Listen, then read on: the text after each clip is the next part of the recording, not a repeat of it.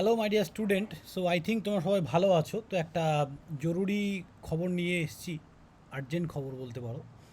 তো তোমাদের transfer related একটা নোটিশ দিয়েছে, আই থিঙ্ক তোমরা সবাই দেখেছো। নোটিশটা সত্যি খুবই দুঃখজনক, কিছু বলার নেই।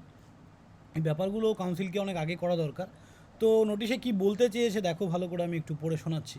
ইট is hereby notified that any student who has failed or obtain back in one or more subject in second semester examination are not eligible for transfer to any discipline or institute.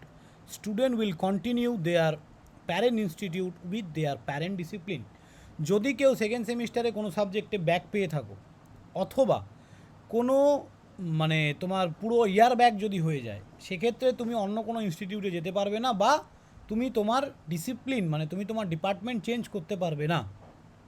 তো সমস্ত ইনস্টিটিউটকে জানানো হয়েছে, head of the institute are required to revert the admission of such student who have failed or obtain back with immediate effect. The parent institute is direct two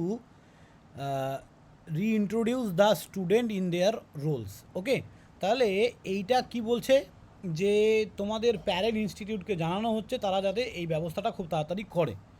নিচে এখানে কিন্তু যে institute মানে যে স্টুডেন্টদের ট্রান্সফারের জন্য এসেছিলো বাট ফেল করে গেছে, তাদের একটা লিস্ট এখানে দিয়ে দিয়েছে, তোমরা সবাই দেখে নেবে। So thank you student. অবশ্যই ভিডিওটা দরকারি যাদের হবে তাদেরকে অবশ্যই শেয়ার করবে, এবং সবাই ভালো থাকবে। দেখা হবে অন্য কোনো ভিডিওতে আবার। বাই।